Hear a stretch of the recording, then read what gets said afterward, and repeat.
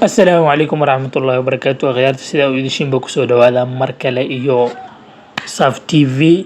waa channelkii Arsenal fans aan ugu talagalnay waxaana baryahan baa idiin soo gudbinayay wararkii Arsenal iyo suuqeeda iyo qaabkay wax u soconayaan iyo ciyaaryahanada ay doonayaanba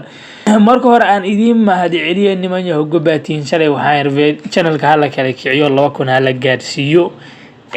waxaad ku dhaweyseen 2000 iyo xoogaa buu marayaa marka waa a few subscribers kaliya ka hartay inuu 2000 gaaro insha Allah waana gaareynaa horta taas waa idinkaga mahadcelinayaa haddana waxaa leeyahay inta dhiman ku soo socda oo channelka subscribe saara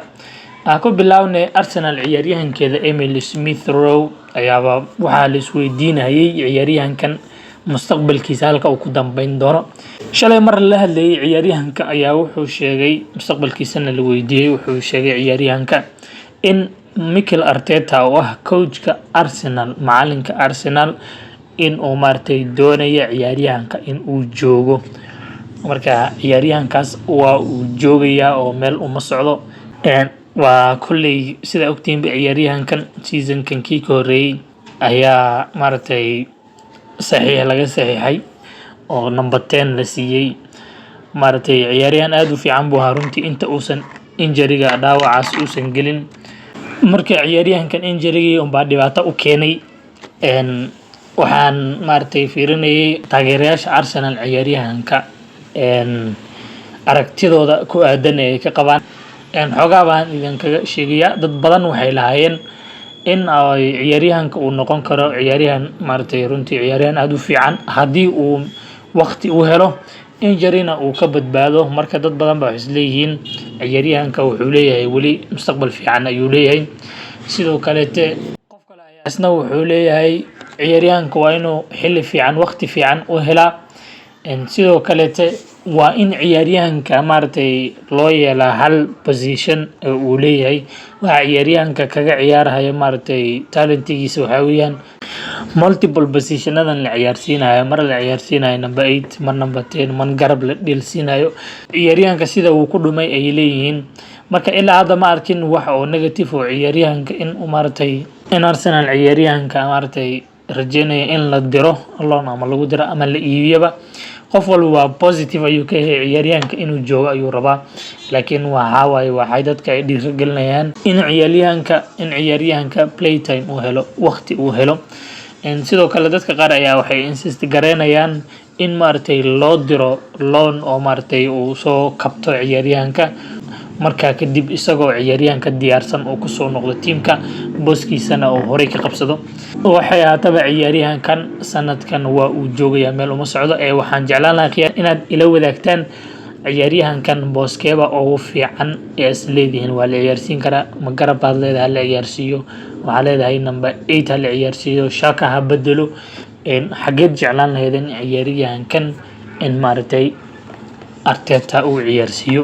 sidoo kale Fabrizio Romano ayaa isna waxa uu maartay bartiisa Twitter-ka uu ku soo qoray mustaqbalka ciyaaryahanka Kai Havertz wuxuuna yiri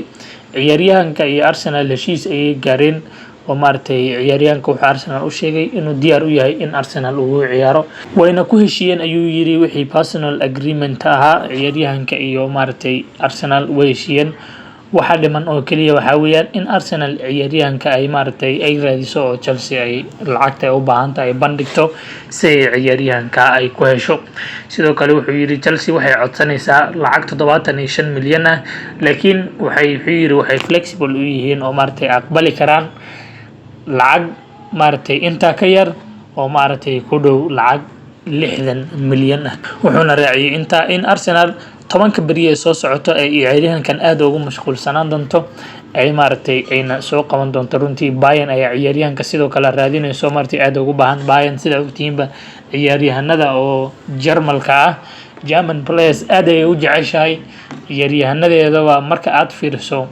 waa almost badi waa un ciyaaryahano wada Jarmalka u wada dhelo international ah marka waxay isleeyihiin Kai Havertz ku soo darsada oo soo qabta marka Arsenal arinta inta aysan dhicin maadaama advantage ay haystaan oo ciyaaryahanka uu doonayo in Arsenal maartay uu dhelo season-kan soo socda waxay leeyihiin ka faa'iideysta oo maartay Bayern inta ay maartay ay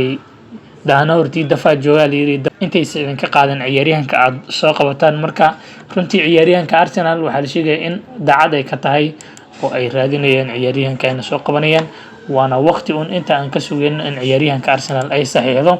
Sidoo kale Declan Rice ay iyaduna Arsenal aad ugu howlan tahay in ay soo qabato lacagtii 100 milyan ay bandhigtay ilaa hadda wax jawaab oo looga soo celiyay male Arsenal, inkastoo ay jiraan in ciyaaryahanada weli holiday ay ku maqan yihiin mar allaala markii ay soo noqdaan maartay 10 bari ee soo socota ama weekend ugu soo aadanba oo suuqa runtii aad u mashquul u sii noqon doono oo maartay ciyaaryahanada markaa fursad isku heli doonaan ayaga iyo kalabyada raadinayo iyo ragga representative-ka u ah iyaga matalaba. Marka waa labo isbuuc oo Arsenal aad suuqa ugu mashquulsanaan doonto ayna ciyaaryahanada ay ku maartay ku soo qaban doonto waa Declan Rice iyo ciyaaryahanka Kai Havertz, ciyaaryahanada ay aad hadda ugu howlan tahay. Sidoo kale Arsenal waxaa leeyahay iyaduna aad bay kalsooni ugu qabtaa in ay soo qaadato ciyaaryahankan Romeo Lavia ay dhahan shalay ayaan idinkaga warramay ciyaaryahanka Arsenal sida ay u doonayso.